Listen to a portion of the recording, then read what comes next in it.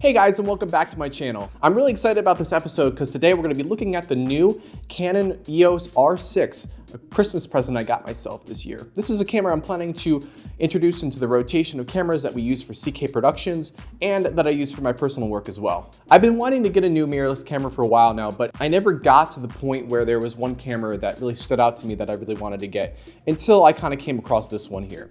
The reason I ended up getting a new camera is because for a couple reasons. Because one, I wanted to upgrade my photo camera, which was the Canon 6D here. I wanted to upgrade to a mirrorless camera because that's what everyone's shooting nowadays. And I wanted to upgrade to something that had better video in a camera this size than something like this.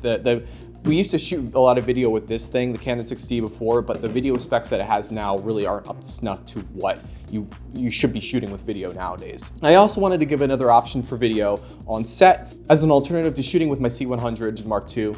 Something a little bit smaller is something a little bit more versatile than that. And that's basically what this camera does. So just to run down some of the specs for this camera, to give some context for what we're talking about, this is one of Canon's mirrorless cameras. It's in the second round of mirrorless cameras that they've released. The price point for this camera is about $2,500. You got about a 20 megapixel camera in here. Photo resolution about 5.5K. Shooting modes can shoot in 4K up to 60 frames per second, 10-bit color, and in C-Log color profile, and can shoot in 120 frames per second at HD. Now there's a number of new mirrorless cameras in the market right now. And to be honest, this actually wasn't the first one that I looked at. That's not the first one that I wanted to get, but it's the one I ended up getting for a certain number of reasons. The camera I actually had my eye on for a while was the new A7S III by Sony. I actually did a project for work recently where they shot with that camera and the footage looked amazing. But the drawback I saw on that camera was the photography specs for that are just not up to snuff to a number of the other cameras in the market. If I would have ended up going with that camera, I would have actually been downgrading from my 6D to something that shoots with fewer megapixels, and the picture size that it takes for photos wouldn't have been as good. And because I don't have any Sony lenses, I would have had to get an expensive Metabone adapter to electronically use my EF mount lenses onto that camera as well. Oh, hi Mooney. Another camera I looked at is actually something that's similar to this one. It's the Canon EOS R5, and it's very similar Canon. Hi Mooney. The Canon EOS R5, and they released that alongside with the R6. It's kind of a, a 1-2 package. Oh my gosh. Hi, Mooney. So basically what it kind of came down to when comparing the R5 and the R6 was kind of the price point. And in my mind, would have been worth it to, upgrade to get the more expensive camera. Specs on that are more impressive. For photo, it has a lot more megapixels to it. And for video, it has mostly the same video settings that this camera does, but it actually can shoot 8K RAW, which is interesting. So when it came down to it, what I considered was, are all the specs that are in the more expensive camera worth it to me? I thought no. This was at a good price point I was looking for, and it wasn't worth it in my mind to spend the extra $1,400 or $1,500 to get what the R5 would get. Mostly because there's really no scenario where I could see myself using 8K RAW, at least right now. And if I wanted to, for some reason, shoot in 8K or something like that, it's honestly not best to shoot on something like a mirrorless camera. You're gonna wanna shoot on something more like a Red or, a stronger cinema camera or something like that. You could argue the R5 is better because it can shoot in 4K 120 as well. That is an advantage over this camera. This can only shoot HD 120. But honestly, the 4K 60p for this is good enough for me.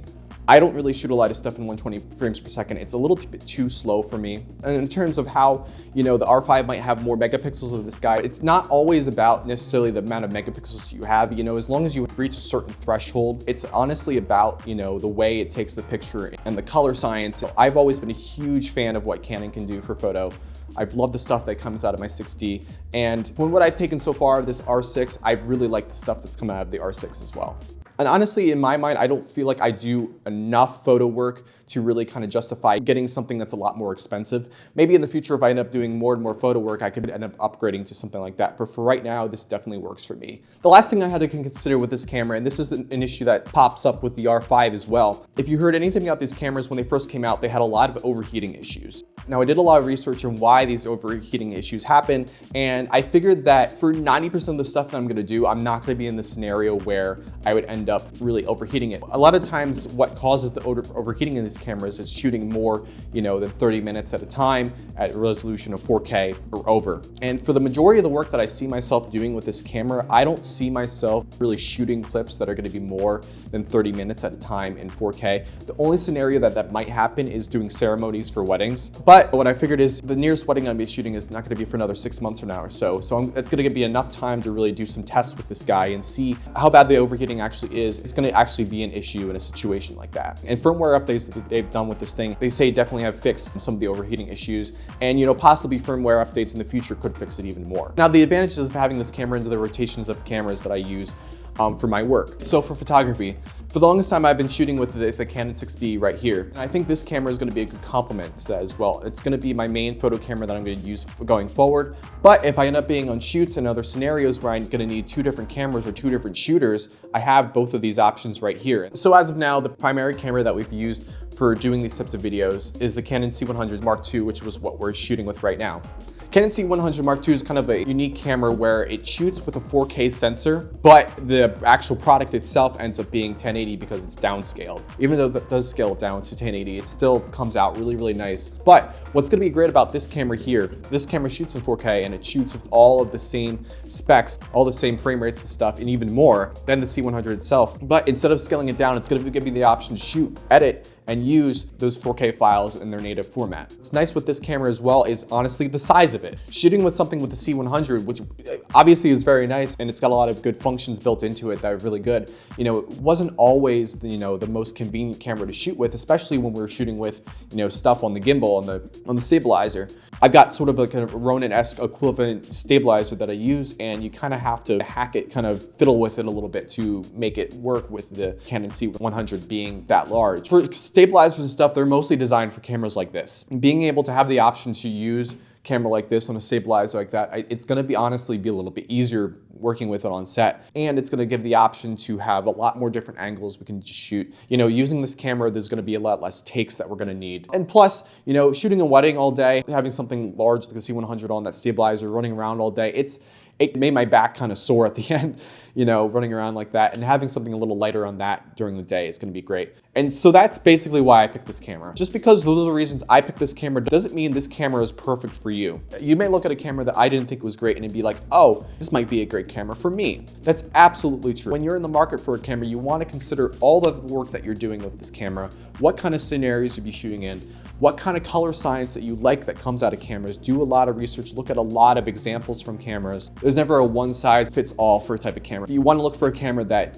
is a one size fits most, I'd say. And consider your price range as well, what you're looking for. You really don't want to overspend on the camera if you really can afford it. So that's about it for my first impressions with this camera. Over the next couple weeks, I'm going to be going out, shooting some footage with this, shooting some photos with this, and doing some CK production shoots with this as well. And I'm going to report back with you guys with a full type of review on how it's gone with some test footage and some test photos, and give my overall full opinion on this camera. So be on the lookout for that. Be sure to like and subscribe down below to keep up with the videos that we have on this channel. Filmmaking tips, camera reviews, VFX and editing tutorials, all that kind of fun stuff. Feel free to comment down below with any other gear that you might want me to review, or any type of filmmaking topics you might be interested, you want me to talk about in the future. And with that, I'll see you guys next time. Bye everyone.